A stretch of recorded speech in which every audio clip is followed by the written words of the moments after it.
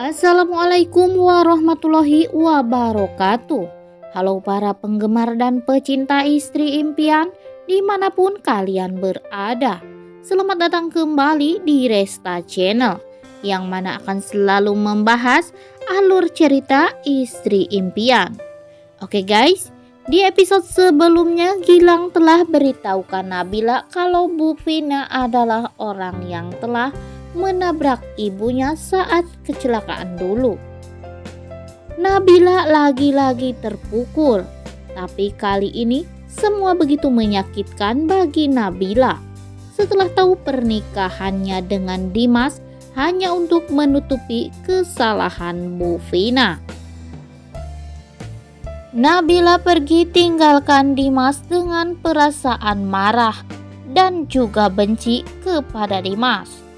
Dimas yang marah pada Gilang langsung menghajar Gilang. Nabila pulang jalan kaki.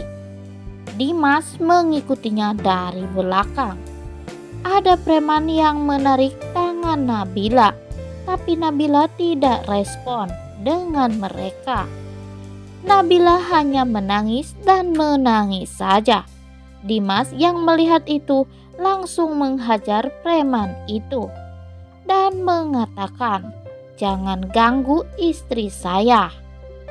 Tapi preman itu malah balik mengejek Dimas.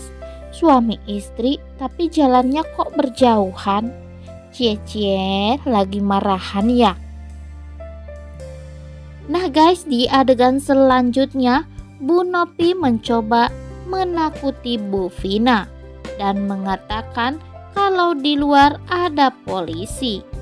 Bu Vina langsung masuk ke dalam selimut dan menyuruh Bu Nopi beritahukan polisi kalau dia tidak di rumah.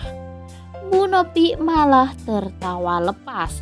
Dia berhasil mengerjai Bu Vina. Dan Bu Vina pun balik mengancam Bu Nopi kalau dia akan beritahukan Dimas siapa kamu sebenarnya.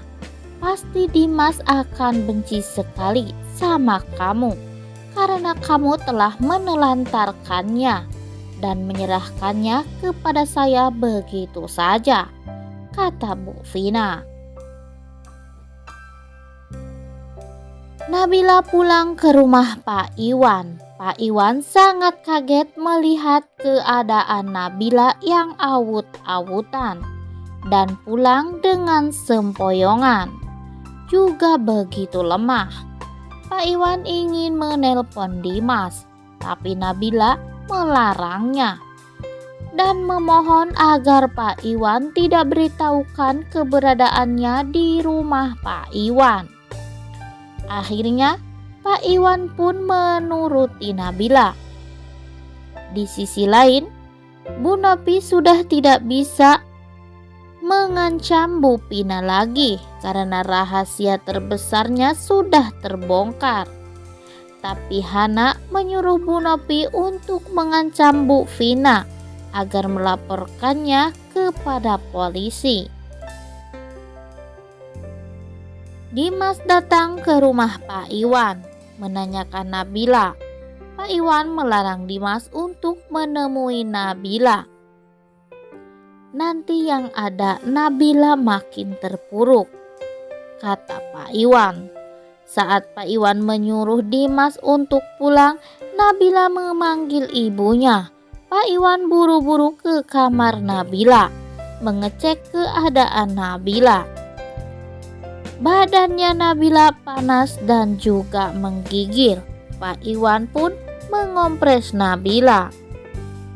Nabila sampai terbangun dan memanggil ibunya. Pak Iwan semakin penasaran ada apa sebenarnya dengan Nabila. Nabila hanya berkata dia kangen sekali kepada ibunya. Dimas hanya bisa melihat Nabila dari balik jendela saja. Aku merasa sangat hancur, Bill, melihat keadaan kamu saat ini, kata Dimas. Di sisi lain Hana menemui Gilang dengan penuh basa-basi. Tapi Gilang minta agar Hana to the point saja.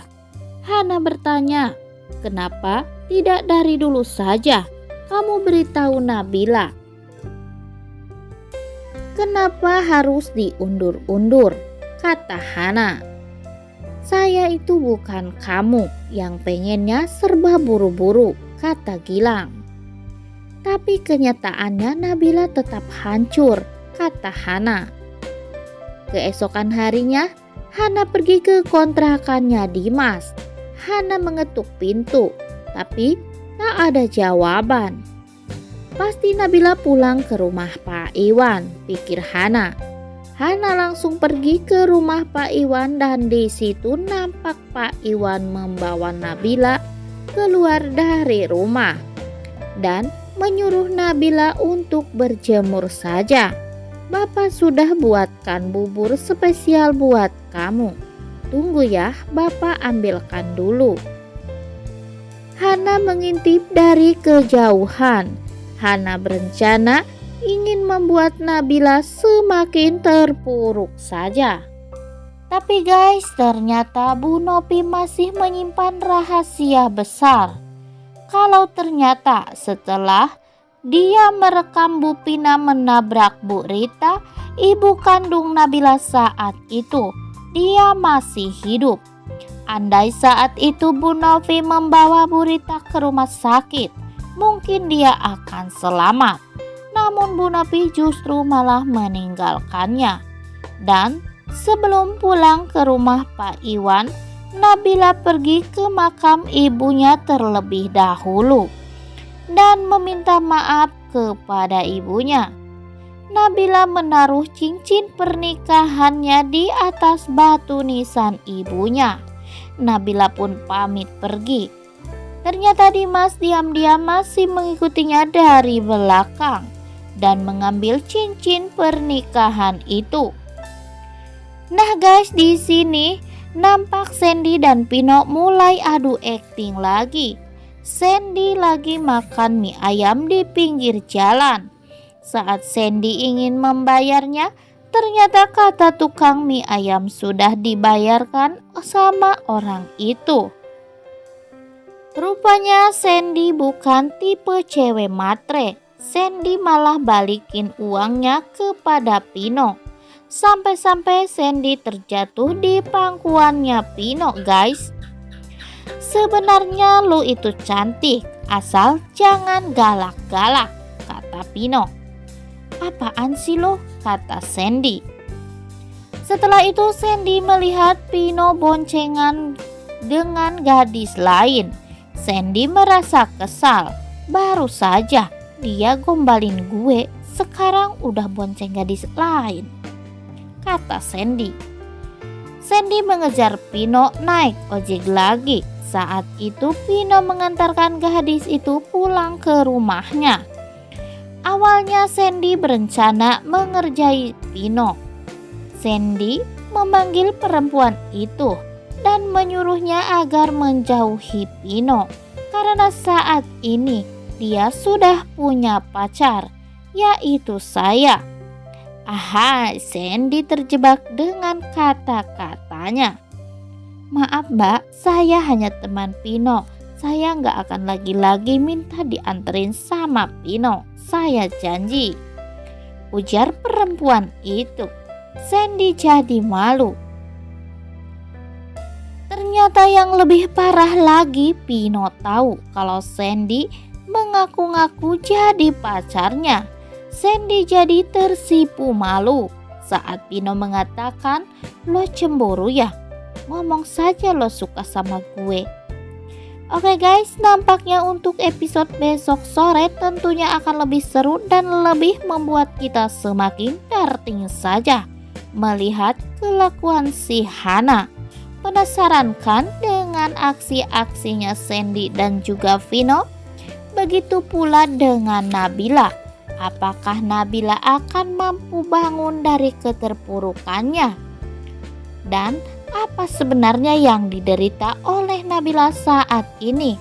karena kali ini terlihat Nabila sangat lemah sekali.